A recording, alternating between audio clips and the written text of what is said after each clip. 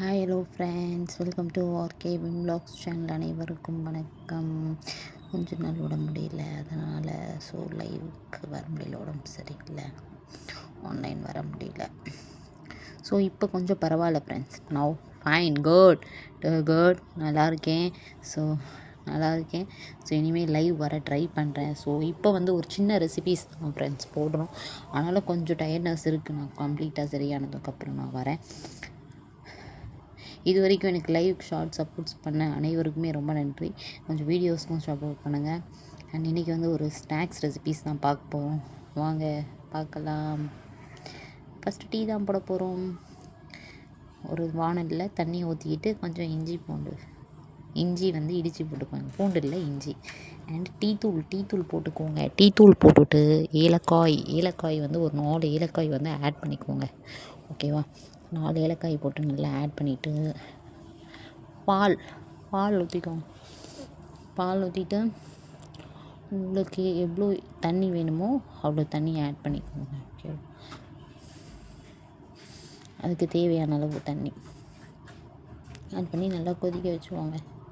Next வாழைக்காய் cut பண்ணி சீவி எடுத்துப்போம்.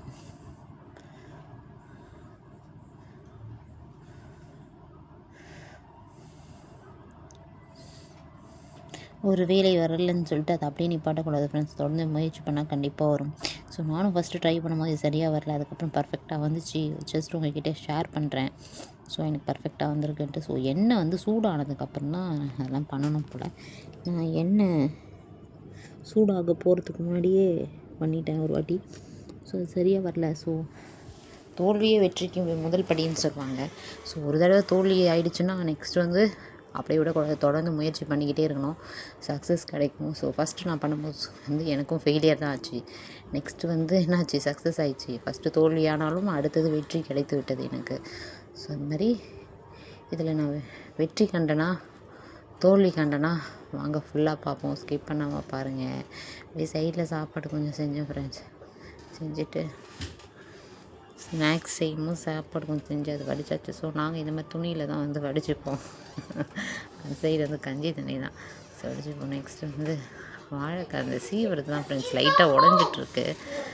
முடிஞ்ச அளவுக்கு முயற்சி பண்ணுவோம். முடிஞ்ச அளவுக்கு நானும் முயற்சி பண்ணலான்னு சொல்லிட்டு தொடர்ந்து நம்மளோட இன்புட்டை போட்டுட்ருக்கோம்.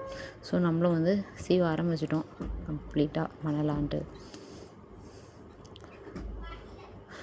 என்ன தான் வெயில் அடிக்குதுன்னு சொல்லிட்டு நம்ம குளிர்ச்சியான பொருட்களை எடுத்து சாப்பிட்டாலும் ஒரு சில நேரங்களில் சளி ஆகிடுது. இந்த வெயில் டைமில் ஐயோ ரொம்ப வெயிலாக இருக்கேன்னு சொல்லி கூலிங்காக எதனா சாப்பிட்றோம். அது என்ன ஆகிடுதுன்னா கோல்ட் ஆகிடுது. அப்பப்போ இந்த மாதிரி சூடாக எதனா செஞ்சு சாப்பிட்ணும் எப்பயாச்சும் ஒரு ஈவினிங் டைமில். வெயிலாக இருக்குன்ட்டு உடச்சே போட்டுட்டேன். சரி, அதுலேயும் நம்ம துணி செய்வோம்ட்டு ஃபைனலாக அதுலேயும் பண்ணியாச்சு. அதுலேயும் செஞ்சிட்டோம் நம்ம. உடைந்தால் என்ன அப்படின்னு சொல்லிட்டு அதுலேயும் சீவி முயற்சி பண்ணியிருக்கோம். பாருங்கள் ஃப்ரெண்ட்ஸ், அவ்வளோதான். அந்த வீடியோ உங்களுக்கு பிடிச்சிருக்குன்னு நினைக்கிறேன். பிடிச்சிருந்தால் தொடர்ந்து லைக் பண்ணிக்கோங்க, சப்ஸ்கிரைப் பண்ணிக்கோங்க, எல்லோரும் லைக் பண்ணிக்கோங்க. நெக்ஸ்ட்டு பஜ்ஜி போண்டா மாவு தான் ஃப்ரெண்ட்ஸ். அதை நல்லா மாவு ஊற்றி தண்ணி ஊற்றி நல்லா இது பண்ணி எடுத்துக்கணும். கடலை மாவு, அரிசி மாவு, தனி மிளகாய்த்தூள், உப்பு அப்படி போட்டு நீங்கள் பண்ணலாம். இல்லை பஜ்ஜி போண்டா மாவு மிக்ஸுன்னு விற்கிது. அதையும் யூஸ் பண்ணலாம். நான் அதான் யூஸ் பண்ணியிருக்கேன். தண்ணி இதை ஆட் பண்ணி நல்லா கரைச்சி ஊற்றணும். அந்த கட்டிகள் தான் அந்த மாவு கரைக்கிறது நல்லா தோசை மாவு பதத்துக்கு இருக்கணும். அப்போ தான் அதை நம்ம போட்டு எடுக்கும் போது நல்லாயிருக்கும். ஆனால் அது நல்லா இருக்காது. பாருங்கள் எப்படி கரைச்சி எடுக்கணுன்ட்டு. அதையுமே நான் உங்கள்கிட்ட காட்டுறேன். பாருங்கள் எந்த அளவுக்கு ஒரு நல்ல ஒரு கன்சிஸ்டன்சி இருக்கணும்னு பார்த்துக்கோங்க. பார்த்தீங்களா? உருளைக்கிழங்கும் ஆல்ரெடி கட் பண்ணி வச்சுருக்கேன், அதையும் காட்டுறேன் பாருங்கள். இந்த மாதிரி இருக்கணும். வானலை நல்லா சூடானதுக்கப்புறம் நம்ம எண்ணெயை ஊற்றிப்போம். எண்ணெயை ஊற்றிக்காச்சு. எண்ணெயை வானல் நல்லா சூடானதுக்கப்புறம் எண்ணெயை ஊற்றியாச்சு. எண்ணெய் ஊற்றினதுக்கப்புறம் எண்ணெயும் நல்லா ஹீட் ஆகணும் ஃப்ரெண்ட்ஸ். நல்லா சூடானதுக்கப்புறம் தான் என்ன பண்ணணும்னா நெக்ஸ்ட்டு வேலைகளை பார்க்கணும். நல்லா சூடாகிற வரைக்கும் நம்ம இருந்து நெக்ஸ்ட்டு பார்த்திங்க உருளைக்கிழங்கும் செஞ்சு நல்லா ஃபுல்லாக முக்கி நல்லா வாழைக்காய் முள்ளை முக்கி எடுத்து நல்லா காஞ்சதும் போட்டு எடுத்துடணும் ஃப்ரெண்ட்ஸ். அவ்வளோதான். இந்த மாதிரி எண்ணெய் காஞ்ச உடனே போட்டால் தான் இந்த மாதிரி நல்லாயிருக்கும். ஸோ எண்ணெய் காய போகிறதுக்கு முன்னாடி, எண்ணெய் சூடாக போகிறதுக்கு முன்னாடி நம்ம போட்டோன்னா அது அடியில் வந்து ஒட்டிக்கும். ஸோ எண்ணெய் வந்து நல்லா சூடானதுக்கப்புறம் எடுத்து போட்டால் தான் அது நல்லா வரும். எல்லோரும் லைக் பண்ணிக்கோங்க, சப்ஸ்கிரைப் பண்ணிக்கோங்க ஃப்ரெண்ட்ஸ். இந்த வீடியோ பிடிச்சிருக்கும்னு நினைக்கிறேன். தொடர்ந்து அப்டேட் பண்ணுங்கள். வேறு எதனா ரெசிபி செய்யலாம் அப்படின்னா கண்டிப்பாக ஐடியாஸ் எதனா உங்களுக்கு இருந்துச்சுன்னா கண்டிப்பாக சொல்லுங்கள். இதை செய்யுங்க, இது பண்ணுங்கள் அப்படின்ட்டு. கண்டிப்பாக அதை நான் ஃபாலோ பண்ணுறேன்.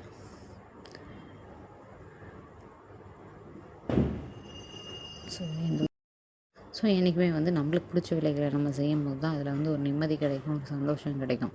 என்ன ஃப்ரெண்ட்ஸ், கரெக்டாக?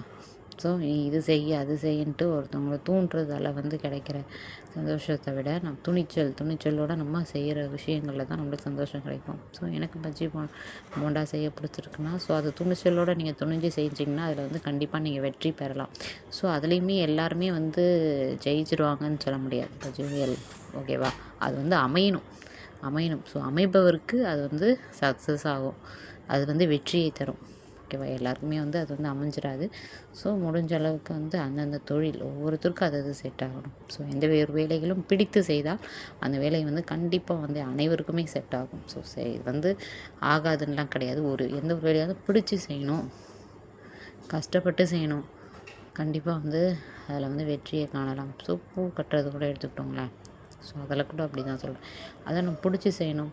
ஸோ அதுக்கேற்ற மாதிரி நம்ம வந்து பொறுமைத்தனத்தை வந்து அதிகமாக கையாளணும். ஸோ பொறுமை கடலினும் பெரிதுன்னு சொல்லுவாங்க. ஸோ எந்த ஒரு விஷயத்துலையும் வந்து பொறுமையாக வந்தீங்கன்னா கண்டிப்பாக அந்த வேலைகள் வந்து சுலபமாக முடியும். ஸோ பொறுமையாக வந்து நம்ம ஒவ்வொரு விஷயத்தையுமே கையாளணும். ஸோ எண்ணெயில் இருக்கோம், ஸோ இந்த வேலையை பார்த்துட்ருக்கோன்னா அந்த இடத்துலையும் வந்து பொறுமையாக கையாளணும். ஸோ நம்ம வந்து ஏதாச்சும் ஒரு நினைப்புலையோ ஏதாச்சும் ஒன்று யோசிச்சு வச்சுட்டோ அந்த மாதிரிலாம் பண்ணக்கூடாது. ஸோ இந்த இடத்துக்கு வந்துட்டோம்னா என்ன செய்ய போகிறோம் சொல்லிவிட்டு அந்த வேலையில் மட்டும்தான் நம்ம வந்து முழுமையாக யோசிக்கணுமே தவிர வேறு எந்த வேலைகளையும் வந்து யோசிக்கக்கூடாது. வேறு எதை பற்றியும் வந்து என்ன பண்ணக்கூடாது, பேசக்கூடாது. ஸோ எண்ணெய் கையில் மாவு. ஸோ எதையாச்சும் பற்றி யோசித்து எதையாச்சும் கையில் வந்து பற்றக்கூடாது. ஸோ அதனால் வந்து என்ன பண்ணணும், உஷாராக வந்து பண்ணணும். நம்மளோட வேலைகளில் வந்து நம்ம வந்து உன்னிப்பாக இருக்கணும். கான்சன்ட்ரேஷனோடு இருக்கணும், கவனத்தோடு இருக்கணும். நம்ம செய்யும் வேலையில் வந்து கவனத்தோடு இருந்தால் தான் நம்ம செய்கிற வேலைகளில் வந்து நம்மளுக்கு வெற்றியை வந்து அடைய முடியும். ஸோ செய்கிற வேலைகளில் கவனம் இல்லை அப்படின்னு சொல்லிட்டு ஒரு நம்பிக்கை இல்லை, ஒரு ஃபஸ்ட் டே வந்து சரியாக வியாபாரம் ஆகலை அப்படின்னு சொல்லிட்டு 2வது டே வந்து என்ன பண்ணக்கூடாது, மூடிடக்கூடாது. தொடர்ந்து முயற்சி பண்ணிக்கிட்டே இருக்கணும். கண்டிப்பாக ஒரு நாள் இல்லாத ஒரு நாள் என்ன ஆகும், கண்டிப்பாக வந்து வெற்றியை வந்து நம்ம காண முடியும். ஓகேவா? ஸோ நம்ம வந்து இன்றைக்கி வந்து ஒரு ஸ்நாக்ஸ் மாதிரி தான் பண்ணோம். ஓகேவா? ஸோ ஸ்நாக்ஸ் மாதிரி கொஞ்சம் குழந்தைங்களுக்கு ஸ்நாக்ஸ் மாதிரி பண்ணோம். ஸோ லீவை அதனால் வந்து குழந்தைங்களுக்கு வந்து ஒரு ஸ்நாக்ஸ் மாதிரி பண்ணோம். ஸோ உருளைக்கிழங்கு பஜ்ஜி, வாழைக்காய் பஜ்ஜி, அதுதான் ஃப்ரெண்ட்ஸ் இன்றைக்கி நம்ம செஞ்சோம் குழந்தைங்களுக்கு. அண்டு சூடாக டீ வேறு ஒரு பக்கம் வந்து கொதிச்சிட்ருக்கு, அதையும் நான் காட்டுறேன். கொதிச்சிடுச்சு சூடாக. ஸோ சைடில் வந்து இந்த பஜ்ஜியும் எடுத்துக்கிறோம். ஸோ உங்களுக்கு பிடிச்ச வேலைகளை செய்யுங்க, உங்களுக்கு பிடிச்ச மாதிரி இருங்க. அப்போ தான் வந்து சந்தோஷத்தை வந்து அவ்வளோதான். ஃபைனலாக சுட்டாச்சு ஃப்ரெண்ட்ஸ் நம்ம. ஓகே, அவ்வளோதான் friends. Hello friends, bajji bonda செஞ்சாச்சு. வாங்க நம்ம சாப்பிட்லாம். பஜ்ஜி போண்டா எப்படி இருக்கும், டேஸ்ட் பார்ப்போமா? வாங்க பார்ப்போம்.